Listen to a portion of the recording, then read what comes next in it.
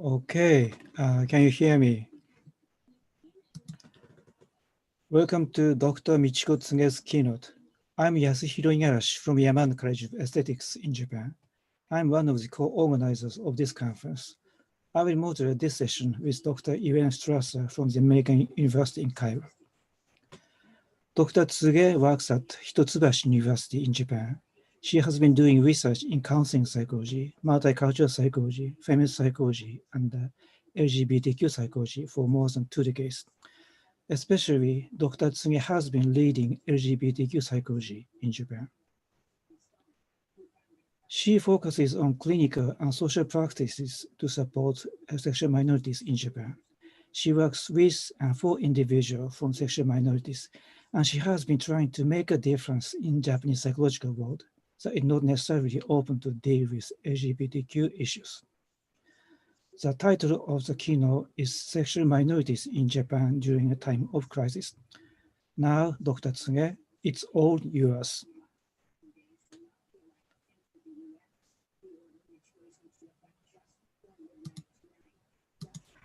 Hi, I guess you can hear me, but you're not be able to see me. Let me work on it. Okay. Hi. Thank you for the introduction. Let me talk about the LGBTQ plus in Japan at this time of crisis. And I would like to share this slides, which I lost somewhere. So let me just do it. Wait, I guess I'm not sharing the slides, have I? Okay. Wanted to share. I'm going to share these slides. Okay.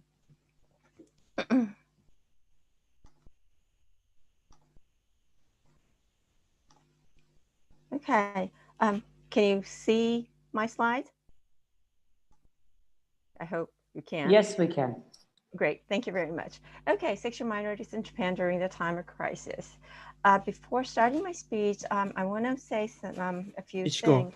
Yes. we cannot hear you. Oh, you can't hear me? Can you hear me now?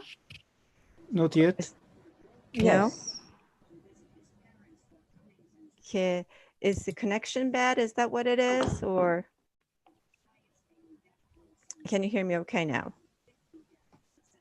Okay, I guess you can. Before starting my speech, I wanted to mention a little bit about like what was going on through my preparation. At this time, it wasn't really easy for me to organize my thoughts.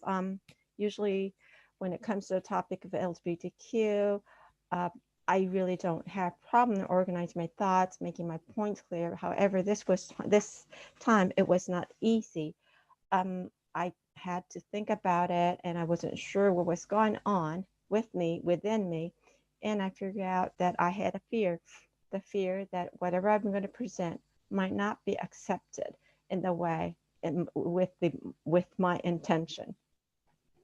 I wasn't sure if me pointing out about the oppressor and the social structure and those who are privileged, I might be misunderstood. I might make other people angry. I wasn't sure how the audience was going to react. But then I saw actually the video, which I think most of you have seen it. It is the video that is about, it's on the Facebook video of white woman calling police and black man in Central Park. I think you have seen it or have heard about it. And my friend posted on Facebook stating, white friends, if you're angry about the black man being murdered by the police in Minneapolis and the white woman calling the cop on the black man in Central Park and are wondering what you can do, come to learn about the 5 methods from CRCAA, which is another site, this weekend.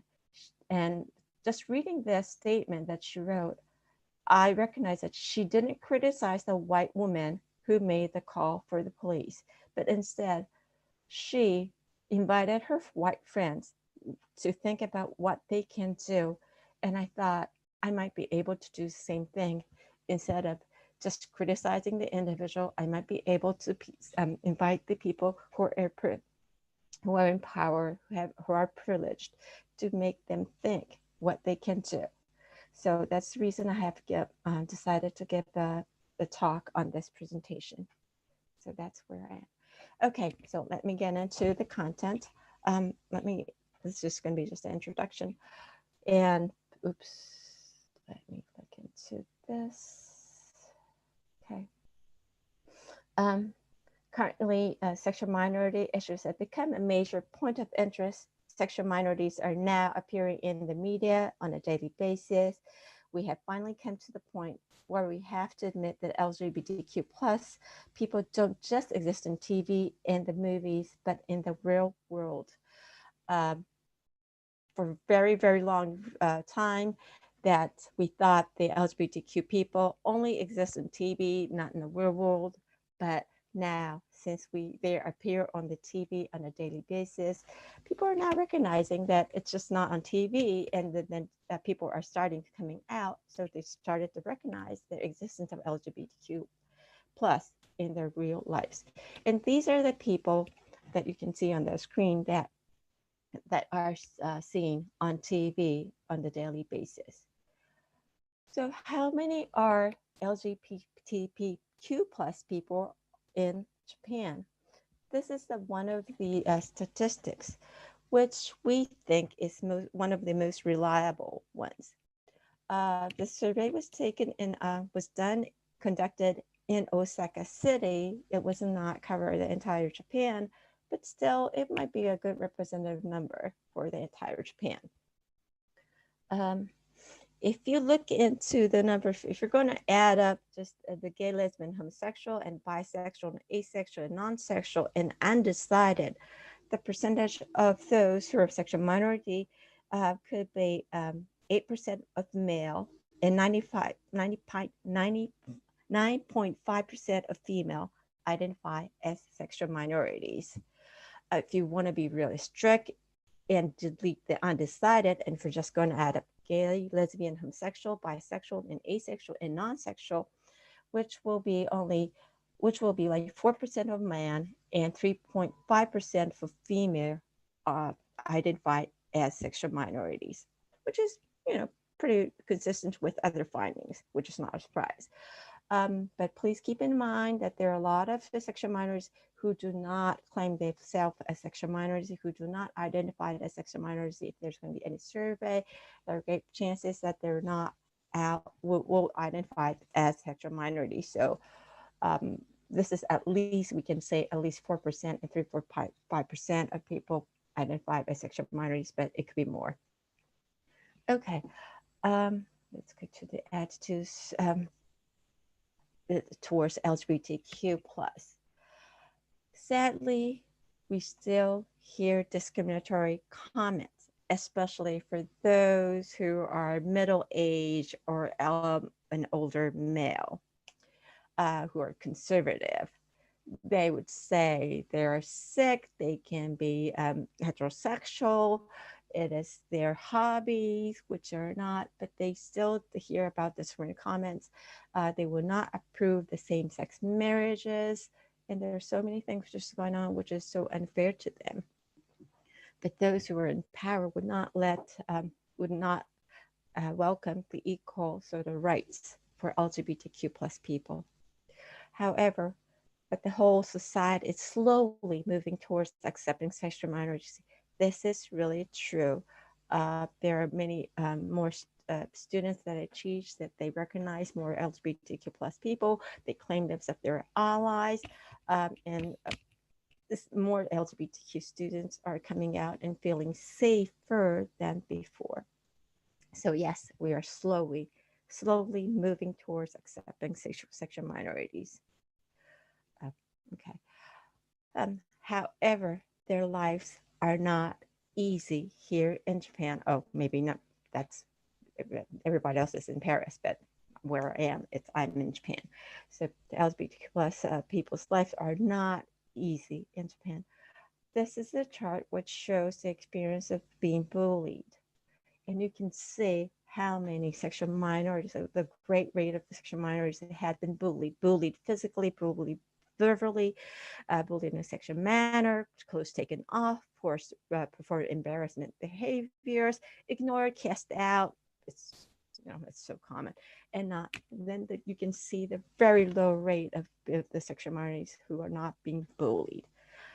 And last conference, I got a question, or one of the audience kind of made a comment of the high rates of bullying among Japanese in general. And I have to say, I have to agree. However, comparing to the rate of the sexual minority being bullied is far way more higher than the rest of the population. I did a quick research. I'm sorry, I didn't translate that into English. So I know this chart doesn't make this table doesn't make any sense to you. There are on the top of the line, it says there's like more than 60% who said that they have experience. But this is just a joke. It's a teasing. It's like a really light thing. So it's not, I don't think we can categorize this as bullying. The second line, the second column says being cast out. They only have 13.9, I can't say only, they or those among in the elementary school, there are 13.9% experience, in the middle school 12.5%, and the high school 15.6% have experience of being cast out. However, if you're going to compare that to the one with the sexual minority groups, you'll see ignored and cast out is much, much higher. It's none of them are in their 10s or the 20s. There are the 34% is the lowest, and then you'll see up to the 57%. And then about the embarrassing behavior or doing something dangerous, this is right here. I don't know if you can see where I'm pointing out. 8% of the elementary school students, 6.8% for the middle, junior high students, 6.2% of the high school students, 7.3% of the special ed. And comparing to that to the sexual minority population, that number is much higher here for among the sexual minorities. So I know generally speaking, in Japan, there are a lot of bullying going on, but if you're compared to the sexual minority people, it's really, the rest are much, much lower in rate. And of course, to prove that how difficult their lives are, the sexual minority people, transgender and LGBT individuals have higher rates of not finding the meaning of life, wish to die, thought of killing oneself, attempt suicide, and a much, much higher rate than those who are not. Same thing with LGBT comparing to heterosexual. So you can see how difficult their lives is, and they're not really living the full of their lives. With all these difficult conditions, sadly, the psychologists are not really having a full understanding of the LGBT difficulty and what they're going through. Japanese psychologists are just beginning to gain some basic knowledge, really basic knowledge. Most of the counselors and psychologists are just getting familiar with the term LGBT. I know it might be to take as a surprise, but I have to say the older counselors, the older psychologists, sometimes they would not understand the word LGBT. Recently, it's been on the news, so I hope they would understand that, but they don't know any further terms.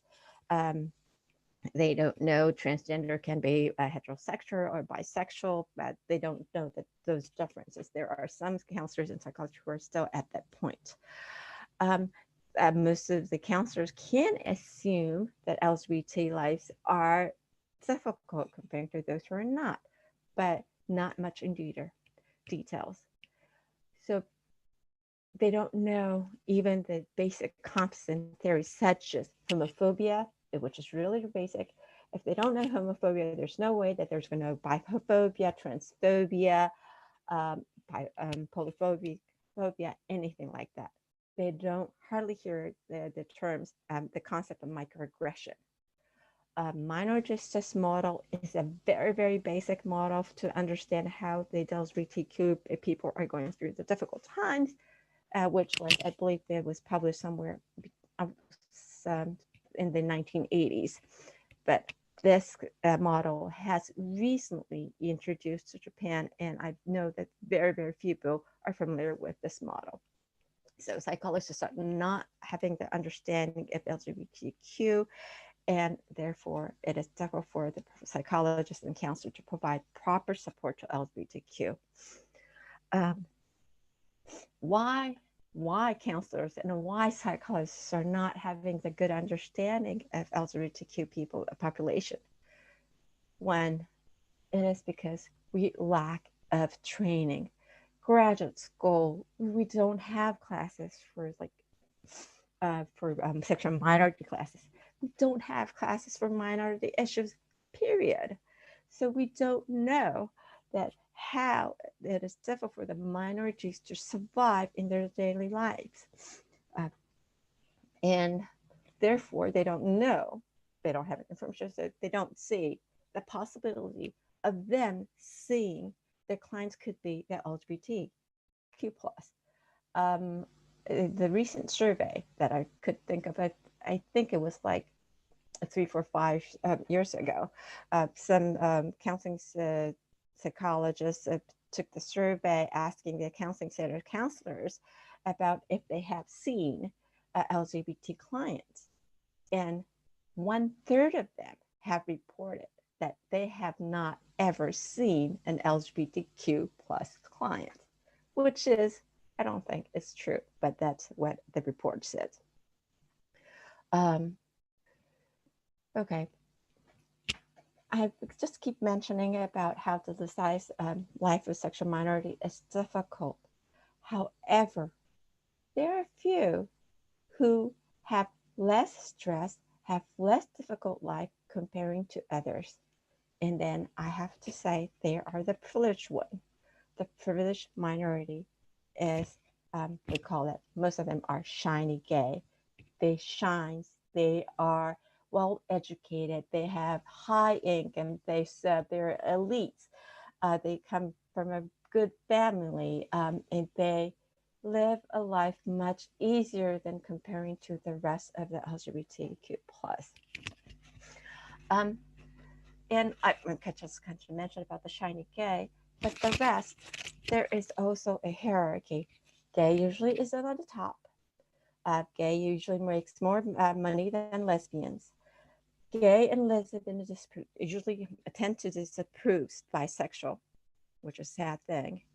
More so, which is true for gay men disapproving bisexual men, bisexual women, than lesbian would disapprove of bisexual female. For whatever reason, I don't know, but lesbians tend to be more accepting than bisexual female than comparing to the gays accepting bisexual men. I don't know. So it's clear that the gay lesbians are up there and the bisexual is behind it. And lesbian bisexual women tend to disapprove the transgender women. There was a big incident not accepting transgender women for the sexual minority female sort of event, and that was a big news in Japan. And transgender men tend to be more successful and get stable jobs than transgender women. There's a gender issue here. Great number of transgender women end up not having any jobs, but end up like being a prostitute, which is sad, but men gets easy. Men are easier to get jobs than women, and women have end up like getting the low paying job, which has sometimes no respect. Polyamories are hardly recognized, but not only from the society, but from other sexual minorities, which is true. They just sometimes look down on. So we hardly have any research on it. We don't know what they're going through, what the difficulties they're having. And therefore, it's really difficult for us to sort of provide services to the polyamories. asexuals are generally not recognized by society and also does not feel that they have a place among the other sexual minorities. So they're the one that also are pretty much invisible among the sexual minorities. So here it is. It's just, even among the sexual minorities, there's a hierarchy. There's the one who like easier to live. There are the ones who have more difficult time to live. I mentioned I categorize those sexual minorities in groups.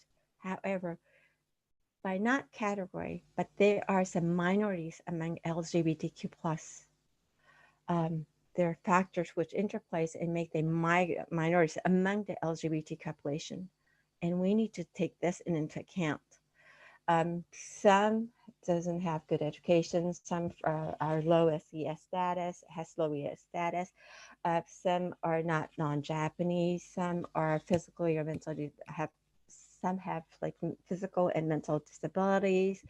Some do not have personal social support. And these issue overlaps and interacts. They reinforce each other with the and so not just the LGBT itself is making their lives difficult, but these factors also interplay, which makes their lives much difficult. So let me go and give some examples. So like me just talking and without giving an example, I don't think you would have a good grasp on it. Intersectionality in gay. Gay, I mentioned that they're usually on the top of the hierarchy. However, among those gays, there's the intersectionality plays in, and some have more difficult lives than others. Some lack of education, can be poor, and not having enough support. They can end up, they can end up becoming a prostitute and being taken advantage of by other gays. And this is well known in this population. However, it's not known to the society. So it's really difficult to cater the services because it's not, if the society doesn't understand the needs to support these population is important. It's really difficult to support them. And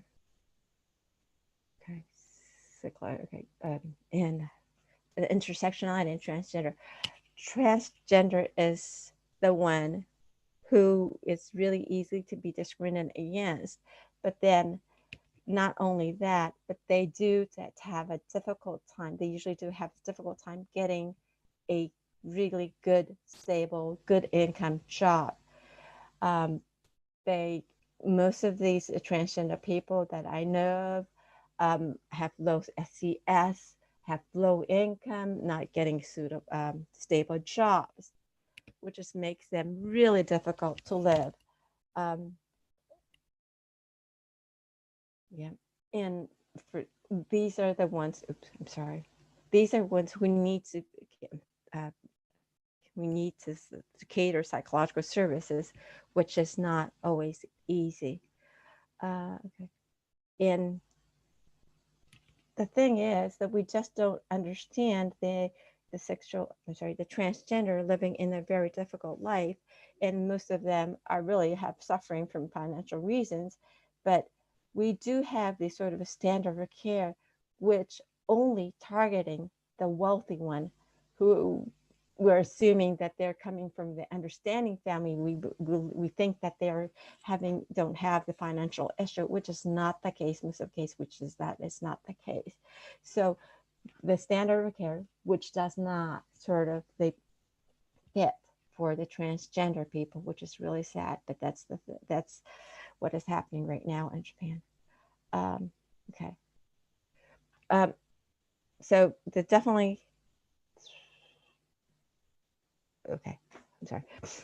So I kind of briefly mentioned about how the intersectionality plays into the LGBTQ population.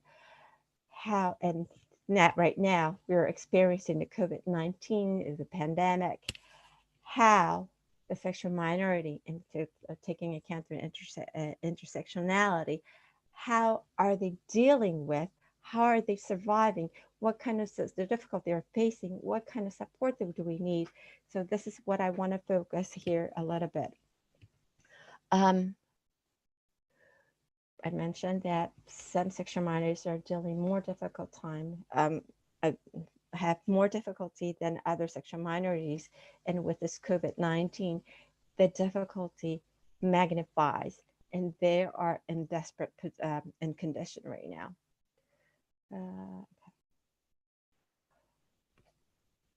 I'm sorry, I lost track of this. A different. Okay. Yeah. LGBTQ plus population, they tend to support each other. They tend to sort of meet each other. They tend to attend some groups. They tend to go and see each other at the gay bars. They get some information. They get support. They feel like these are the places they feel really true to themselves. But however, because of COVID-19, the support which they used to get are not available right now at this position. At this time. Since the COVID-19, the government policies has been endorsed. This made them really difficult to interact each other because social activity is very, very limited. We were recommended to stay home. We were requested not to go out and see each other. And the other thing is the government policy, which the Japanese endorsed, which was really pitiful. The Japanese policy endorsed really, really limited financial support, very little, which is not enough. So to people to survive if they don't have enough income.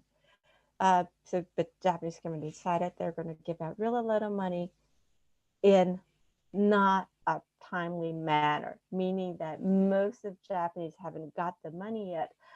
We have been staying home for almost 2 months, and however, the one who doesn't have the income, they're not getting the money for 2 months, which is a life and death kind of situation for them. Okay, let me just sidetrack for a little.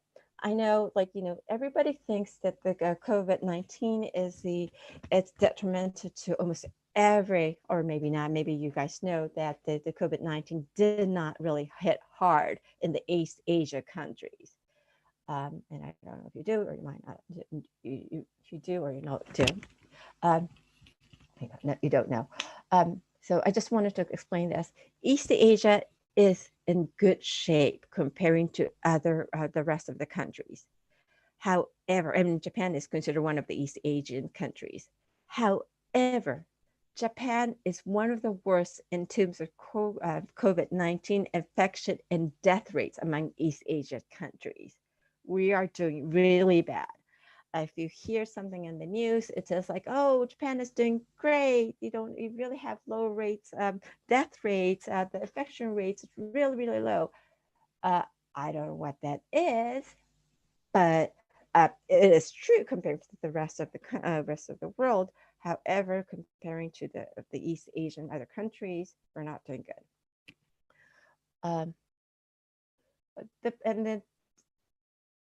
Yes.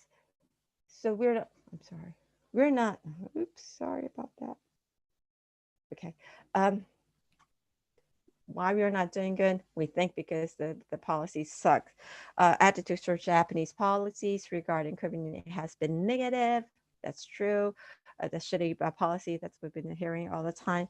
But in general, Japanese quarantine themselves pretty well. So even the policy was not great. We Japanese try to stay home, try to avoid the crowds, try to do what we can do. So I think that was a good part of it. But still, we didn't have low rates of infection and death rates compared to other East Asian countries.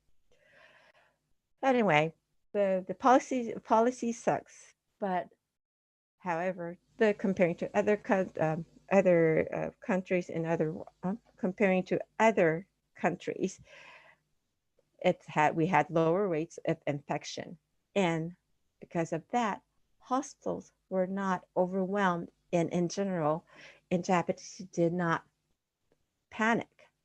So, meaning that we were pretty much in the situation that we had time, we can think about for the most vulnerable ones who are suffering the most, and then providing the best service to those who need it the most. However, that wasn't the case, which is really sad. So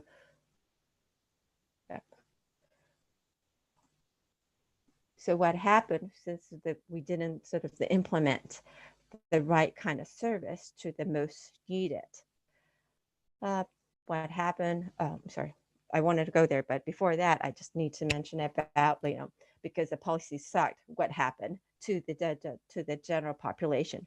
Many companies and many people have difficult time keeping their business going on because the government didn't pay the right kind of money in the right timing. So we lost, there are a lot of loss of employment.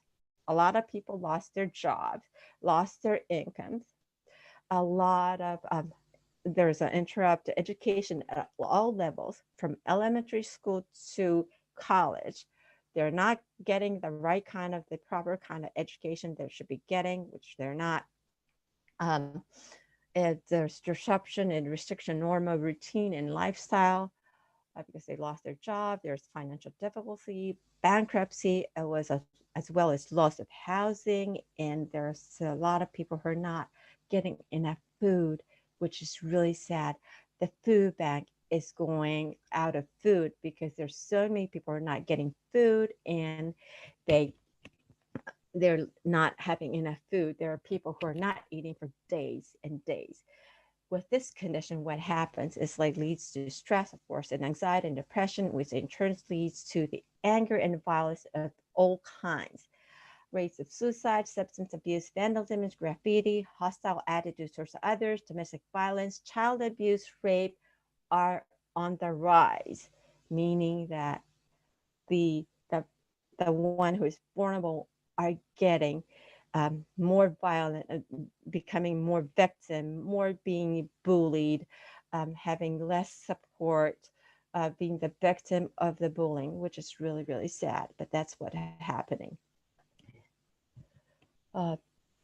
However, okay, the media and the psychologists, all the experts are focusing that, yes, they're the ones they're the people who are in danger in the life or death kind of situation, and we need to focus on them. We need to give support, and then we know that they need the financial support and psychological support. So yes, we are aware of it. And we are trying, not the government, some of the public institutions, nonprofit organizations, and volunteers are trying to give the support to them. However, it is because it's not this policy which is endorsed by the government. The efforts are usually limited. In the long run, it's not available, unable, in the long run, are unable to provide lasting solutions that they need. So it's a temporal solution, but we're trying to do. Okay, so this is the general population, to what is happening in the LGBT community. We need to support the LGBTQ plus community because they are in crisis. They are distressed. They are feeling crisis. They are death and life situations.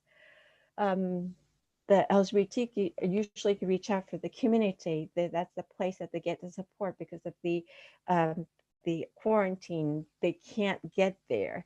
In times the minority difficulties are intensified, and that's what you can see in the LGBT community. So a lot of LGBT plus community is not functioning. It's not providing the kind of support to those who need it. So what they came up, what the psychologists, what the counselors, what the volunteer came up was, sorry, oops. Oh, okay. I'm sorry. I kind of lost track of it because I can't read the notes. Like just going through whatever is on the screen. So the community is hitting really rock hard. Yes, I mentioned about the DVs are happening more and more, and which is the same with the LGBTQ community. The hotlines for the DVs victims are available. And yes, the DV among the LGBTQ people are increasing as well. However, the number of hotlines for LGBTQ plus is limited. Not zero. I'm not saying it's not zero, very, very limited. And there are a lot of the domestic violence in the LGBT community is severe to begin with, which is not recognized in the for the public, but it is usually the case. But in this situation, in this crisis situation, it intensifies, and so the violence get worse. There's a great myth that females don't get violent, which is not true. It's so hardly not true. Um, the uh, the domestic violence between the female couples, it gets really deadly, and we know that from the fact, but we don't see, the general public doesn't see it, the policy, the government doesn't see it, so we don't provide the hotline for LGBTQ plus people of people who are victim of the DVs. Okay, the which is hard. Then I want to talk about the transgender, the who it's used to, I'm sorry, let me go back. Let me talk about the transgender situation. Transgender tend to work as a part-timer. They have difficult time getting a full-time job. One, it is because they are discriminated against. The second, it is because some transgender do not want to turn in their paper which shows their sex assigned at birth. They do not want it. They wanted to work. They want to be treated as a person who identify with. They want to work as the gender that they identify with, which cannot be the case. If you want to work full time, there's more paperwork they have to do. You have to provide. You need to tell that what's your sex at the assigned at birth. So they end up having a part-time job, which means that at this time, because of the economic crisis, the part-timer are the ones who get fired the first. And so many transgender people are losing their job at this point.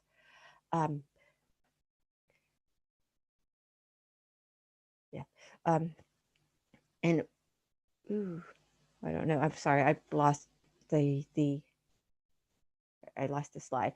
And then losing a job for transgender, it doesn't mean that does not only mean that they can't eat or they can't find a place to live in, but it's more. It is also about them not getting the hormonal treatment, which is extremely important for them. If they can't have an access to the hormones, they regress in their process of their treatment. Transgender women will be digressed and masculinized. Transgender women can be masculinized. Transgender men will be more feminized, which decrease their treatment, which is detrimental for their mental health. So, which is so not good, but we don't see the problem. That is not usually the focus when people think of people being fired as a part-timer. So what they're going to end up being a prostitute. In Japan, prostitute rights are not protected. However, prostitutes are recognized, and so that there is a movement towards protecting the rights and humanity. It is still beginning, but it is recognized, so people know that we need to protect the prostitutes' rights and humanity. However, there's so many transgender women that are into prostitute because that's the only way they can make money, especially in this crisis. But we don't see the rights to protect them because we don't see that they're in the business of prostitution. So there are no services, no support for them. which they can be taken advantage of, being beaten up, and not been to death. Okay. So other cases, I wanted to focus on this. The people who are sometimes can get the support while they're not in crisis situation. As I've mentioned before, they can go to gay bars, they can attend support group. There's some social group, peer groups, programs, which is provided by nonprofit organization to support LGBTQ plus. But nowadays, because of the quarantine, it was recommended that we were requested to stay home. They cannot attend to these places. And this is this can be a torture for some of them. If you're living with a family who doesn't accept social sexual minorities, you are forced to live with them. There's no place that you can go and be true to yourself, which is really hard. Some support group decided to carry the support, some nonprofit organization did decide to carry out the support group online. However, if you're living in unsupported family members, or if you're living with a roommate, or if you're having, I don't know, if you have families and whatever, online support group is not a suitable means for them. You can't talk freely of what you're thinking, what you wanted to say, because your family members are around, your peers are around, your roommates are around. So online support group might be effective for those who are living alone, but not for those who are living in with other people. So, and other thing, since the Zoom there's been on the news about the Zoom being hacked. Online groups are not always secured. It can be hacked. And not only that, you don't know who is attending. Maybe that person, you may be secure, you may be careful of attending an online support group. You may be living alone and you're attending the online support group. But the other audience, other participants might not be living alone, maybe surrounded by other people, maybe surrounded by roommates. So you never know who would get that information and can be outed. So online support group is something that can be effective for very little population, but not always very effective. Okay. Oh, however, there's one thing. COVID-19 can work for some LGBTQ plus population. You may take it as a surprise, but this is true. There are people who are discriminated against because of the sexual orientation, because of gender identity, because of being minority in other ways. They could be discriminated in their workplace or school setting or in a social group. But if they don't have to attend schools, work, if they don't have to go to work, if they can stay at home, and if their family members are really accepting who you are, then that could be that place that they feel safe and they don't have to go out the places that they're going to be discriminated against. So there's going to be a very little population, small population, but there are some population which this situation is going to work for them, which is so true. Okay. And yes, I have to talk about the shiny gay, the elite, the wealthy, the one who doesn't have any problems. Okay, the shiny gays. Most of them, they have not changed their lives. So they're not threatened by, they're not in financial crisis. They're not in a life or death kind of situation right now. That they remain privileged in crisis or non-crisis mode. So when you say, "Ooh, the minorities ones are the ones who have or suffer more," but even among the LGBTQ plus people, some population, meaning shiny gay, will not be affected so much comparing to the rest of the sexual minorities. So let me go to the conclusion and recommendations. Yes, in general speaking, sexual minors has been discriminated against in general speaking. They have difficult lives that they have to live in. So if there's no discrimination in Japan, and if the sorry about that. I can't see the whole screen by myself, so let me just do this.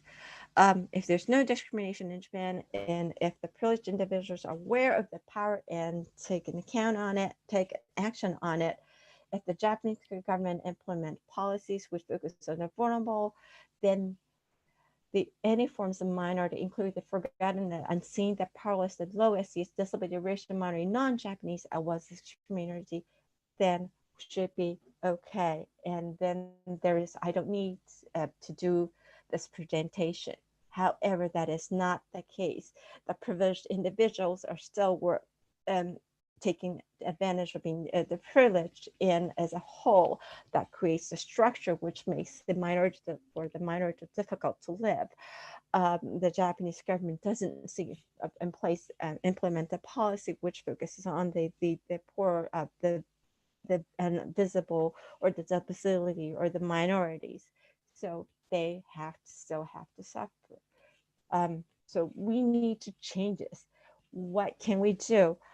It is important that we need to change our policies, Japanese law and education. We need to educate the psychologists, because psychologists are not aware of what's happening to the sexual minority, especially in this and in the crisis either.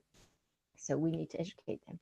So changing the law, changing the policy, educating the psychologists is not easy, but if the organization, it is the professional organization's responsibility. So if the organization is going to take an action, I think it is going to be easy. That will be towards the changes. As a professional organization, we can speak out loud and clear so that politicians can hear our concern and demands. It is important that, because I've mentioned so many times, it's unseen, are forgotten, and not recognized. If the psychologist is not recognizing, then of course the society is not recognizing, and of course the politicians are not going to recognize. So it is the organization responsible to speak and make clear that there is a need to change. The organization can be an active advocate for the oppressed. Somebody has to speak up. Somebody has to tell, and we cannot make responsible. We cannot We cannot force the minority to speak up for themselves unless it is really safe. Most of the time, it is really dangerous. It could be dangerous for the minority to speak up of their own situation. If that is the case, it's going to be the one who has the power, should be the advocate for the oppressed. Ensure the ethical codes for every counselor and clinical psychologist requires that they are responsible for creating, promote social justice and human rights. Yes, it's almost in any ethical codes that we says that we need to protect human rights. Some of the Japanese psychology organization doesn't state the social justice in their ethical codes, but yes, it is the human rights is stated. Therefore, we should be acting on that as an organization. Ensure that counseling psychology graduate program requires that every student is trained in all aspects of cross-cultural psychology and minority issues. If we don't have a good understanding of the minority issues, there is no way of understanding what it's like to be oppressed, what kind of difficulty they're going through. So it is important for the psychologists and counselors to be educated at the graduate level. I mentioned about that we should be working, that the organization should be taking the place and taking the action. But as an individual, there are things that we can do individually. However, I would like to warn a lot of people, if you think that you can take an action individually, make sure that you will have your own support. You will have somebody who understands what you're heading for, who can share your vision, who are heading to the same direction that's as you are. It is because it is when you're going to be an advocate, it is an easy target. you will be attacked directly, indirectly, in so many ways. So it is important that you have the support. If you don't have the support, you end up just being hurt, and your voice would be listened. And if you're being hurt, if your voice won't be heard, won't be listened, it is the time that you feel like you want to give up. And if you're going to give up, nothing's going to be changed. The other thing is, I need to point out, and this is a very crucial thing, I think. There are so many, I can't say so many, but there are great numbers of the LGBTQ plus communities and organizations trying to help the LGBTQ plus population. However, a lot of them do not get along with each other. I don't know what that is. It is not just only what is happening in Japan, but it is worldwide. It is interesting. It is in San Francisco. I asked, like, how all these organizations can work together. And the answer I got was, no, we can't. The organization itself is in conflict. They fight for each other. They don't like the others' vision or others' activities. So if you're working individually, if you're trying to be an advocate as an individual, and if you're trying to convince, if you happen to see somebody, and if you're trying to share your vision, there's a great chance that person will not recognize you. They might be they might be coming from a different organization which supports LGBTQ plus people, and you'll be attacked. You'll be hurt, and which is really sad. I don't know why we can't do this, but so I really do not recommend anybody to be an advocate by themselves. Make sure that you have somebody on your side. Okay, and if you're going to work be an advocate as an individual, make sure that you're going to look at the social context and individual behaviors and issues, so that you yourself would not act as an oppressor. And make sure that you keep your hopes high. I mentioned that, but make sure you're going to keep your hope high. And even you're going to work, if you're going to take an action individually, make sure you're going to have somebody who's going to understand you and supports you. And slowly but surely, I hope those who, the individual advocator in the organization, if we're going to try to make the changes, then we should see the changes slowly but surely. Okay, I'm sorry, I think I went way over like the 45 minutes, but okay, that's all that I wanted to say. Thank you, Michiko, for the great talk. Yeah, so we have a serious situations since long time in psychology and society and the social structure too. Okay, so please pose your questions using Q&A tools. Maybe I guess, Irene, you have questions.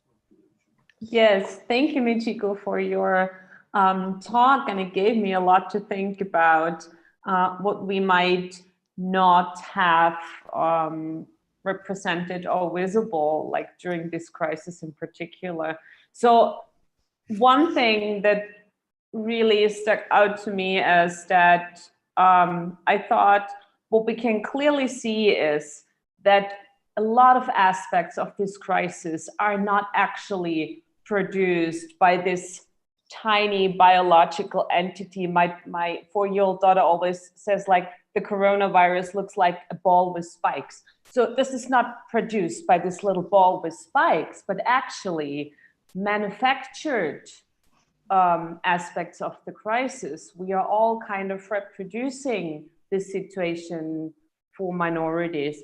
So, for example, financial support or access to healthcare system, right?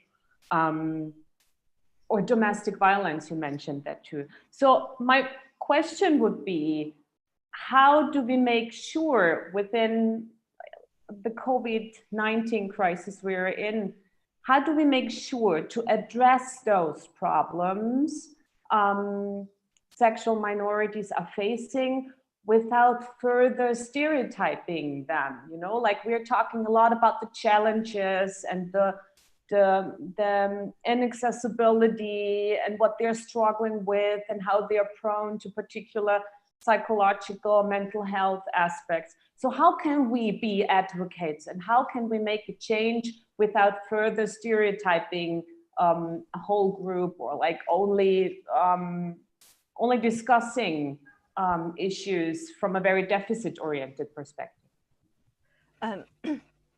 We need to figure out, most of psychologists need to figure out what they can do at this point and who are the ones that you can work with. That's what I'm doing right now. I'm providing like phone counseling over the phone. It's like more like kind of like hotline with my colleagues. We share the difficulties that they might be going through. So we exchange all the information, what we can do. We figure out like where are the hospital which is LGBT friendly, and make sure that we connect them to that hospital, giving the right kind of information and preparing them that what they're going through with to the LGBT individual. So that's what we are doing.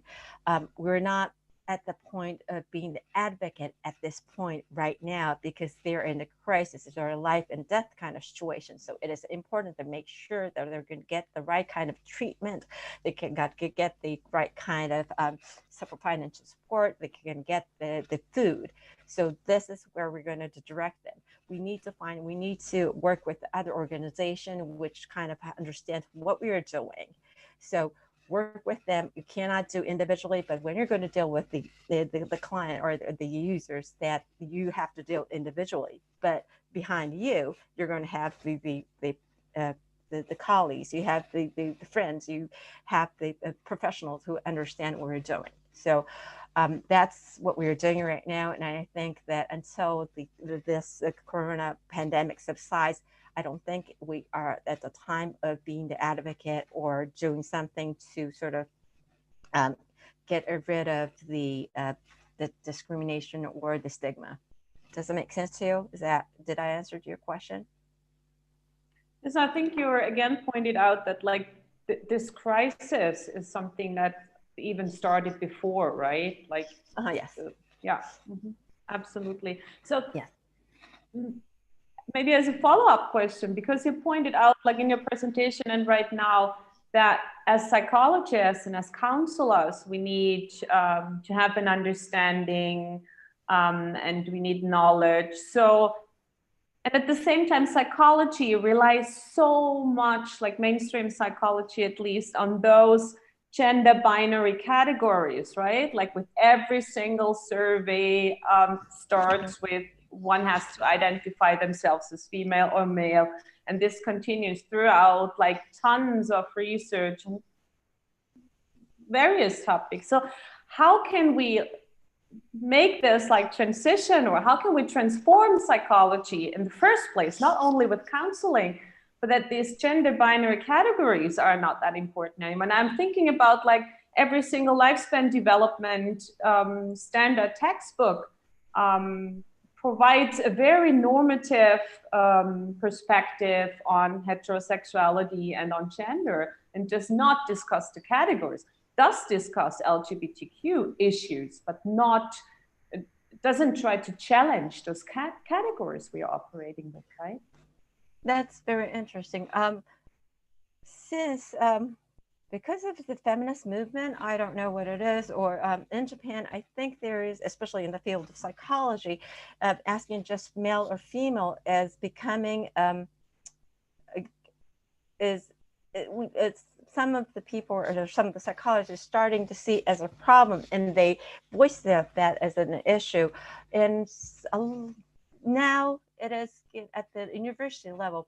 Most of the universities are trying to get rid of this section of either answering male or female, unless they really need it for the students to answer either male or female. So this, I think this is a social movement that's starting to recognize that we are bound by sort of the gender binary, and which is not necessary, and which kind of kind of set the norm for both male and female, and it has to be either male or female, and nothing in between or nothing outside of the norm, outside of male and female. So I think we are heading to the right direction. It's going to take some time, but I think as it's like so along with the social movement, as a psychologist, and especially for the clinical counseling psychologist, what I and my friends who are also the counseling psychologists can provide, that answering male or female can be detrimental to certain people. And there's like having, that's one thing that we need to publish and we need to convey to the public.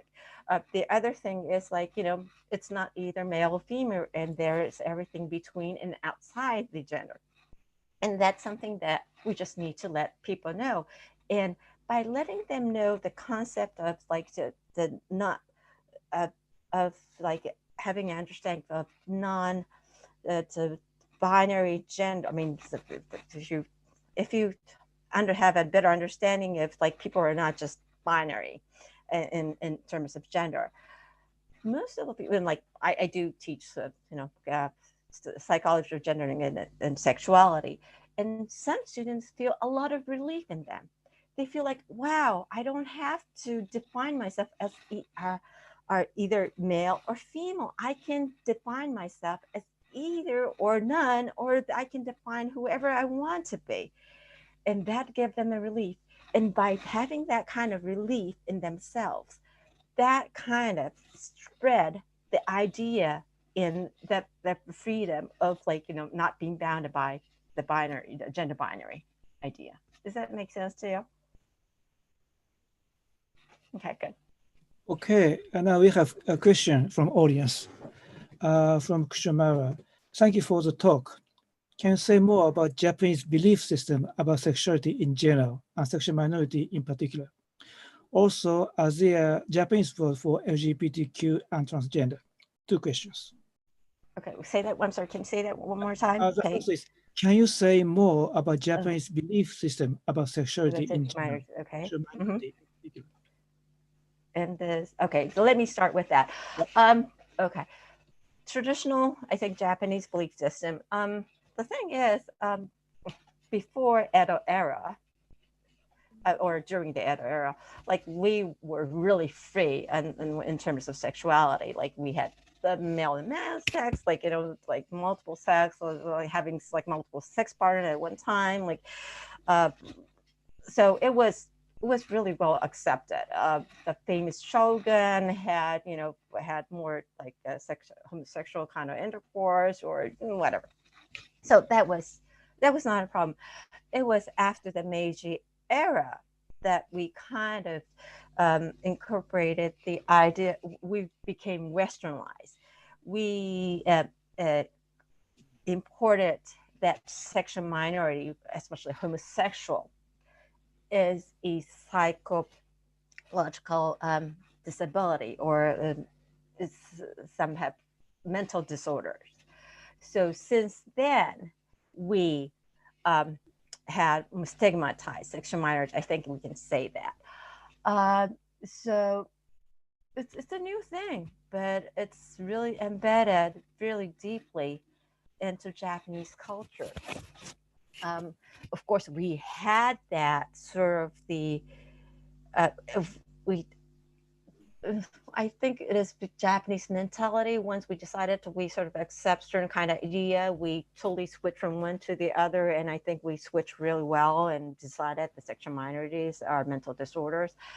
But then at the same time, we had that, we need to run the family name. We need to keep the family name. And then in order to do so, we need to have male and female being a couple, or of course we can have so many mistresses, but that, and have child. And in order to do so, you have to be male and female to have a kid.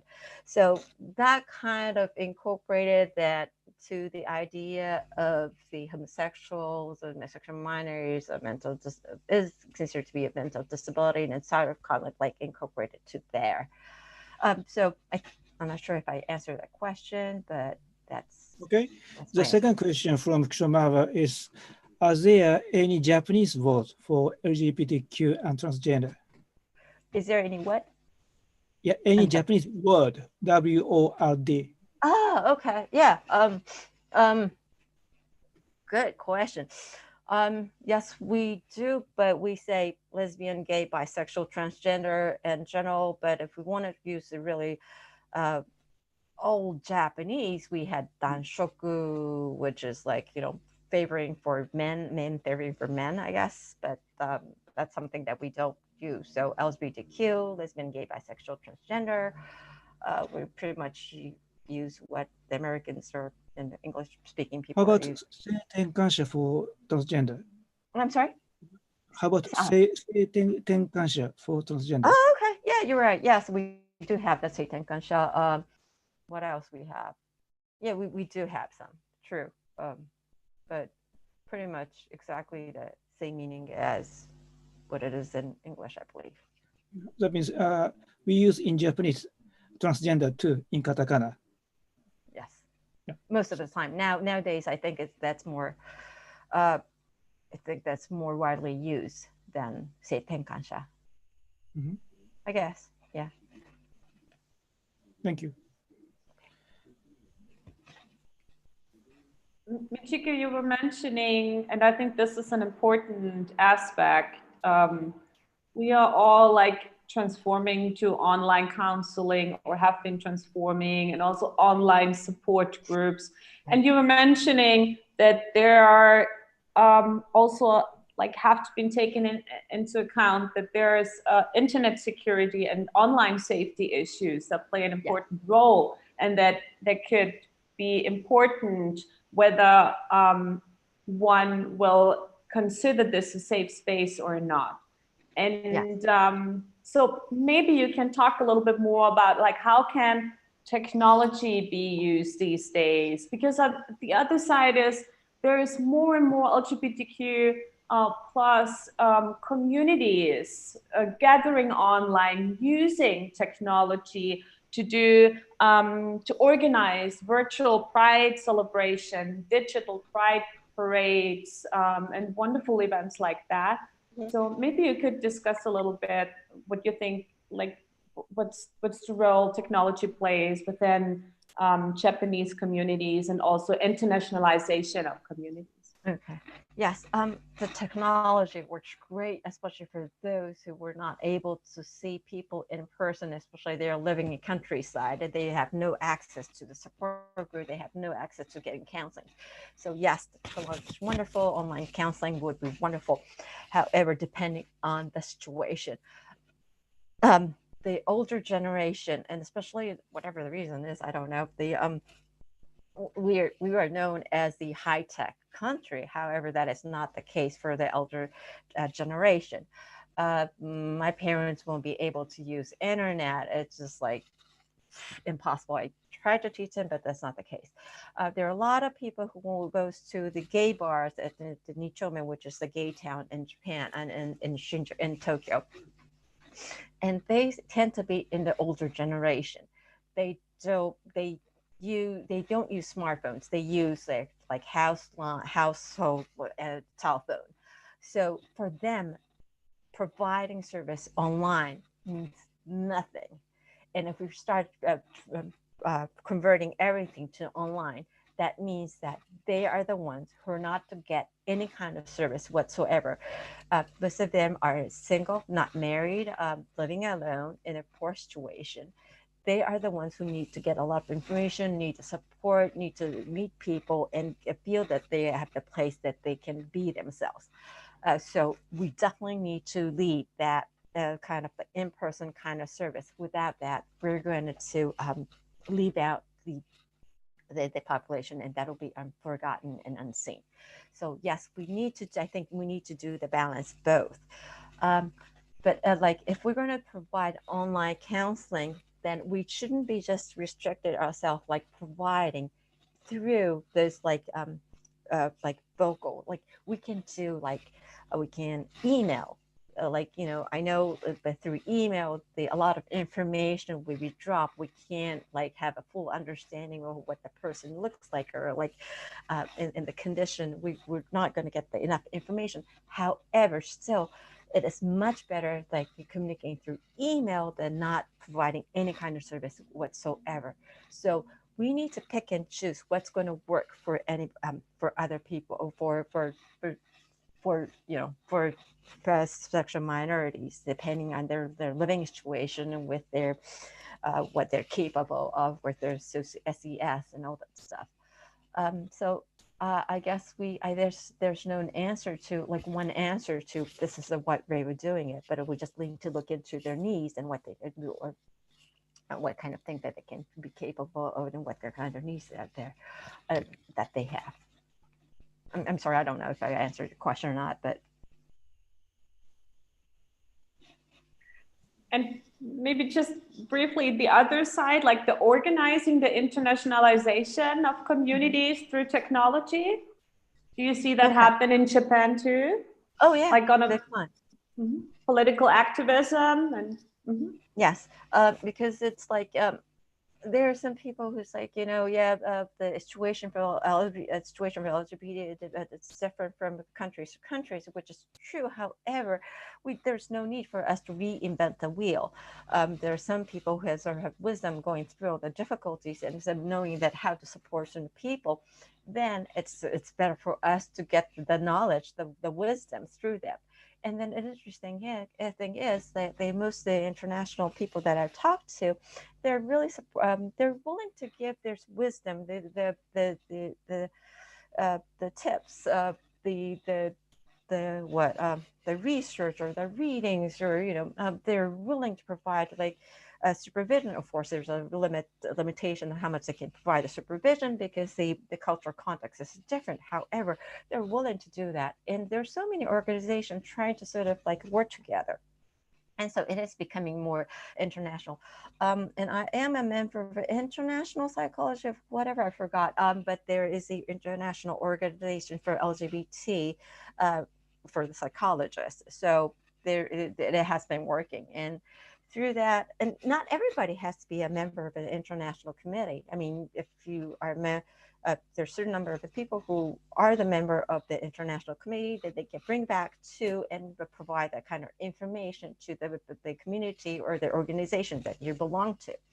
So if you have difficulties speaking English, or if you can't have difficult time communicating with, or because of time difference or whatever, yes. So it's not like everybody has to be internationally connected, but if some people are willing to connect and can work together, which is really has been happening and has been working, I think that's that can, I think everybody be connected, not directly, but in a direct manner. Michiko, do you think what will happen after this corona crisis, the situation for LGBT plus people, will we get better or worse, maybe the same? And why? Okay. Those who are in a good position right now, shining gay, I think they're going to do well, regardless of what. So they'll keep shining, and they will have their voices heard. They will get what they want. They know how to do the lobbying, so that's fine. But those who are in the lower hierarchy, I think they're going to suffer more. And then when it's taken into account with intersectionality, and then those who with low SES, low education, not having the with the disabilities, I think that the situation is going to get worse for them because they're the ones who've been unseen. And because of even after the COVID-19, we still have to live in with the coronavirus. We don't think that it's going to go away soon. We know that we have to quarantine stuff. We have to stay home for a certain period of time, and therefore, those without jobs, or I think it would not be easy for them to get jobs. Those who are poor get poor.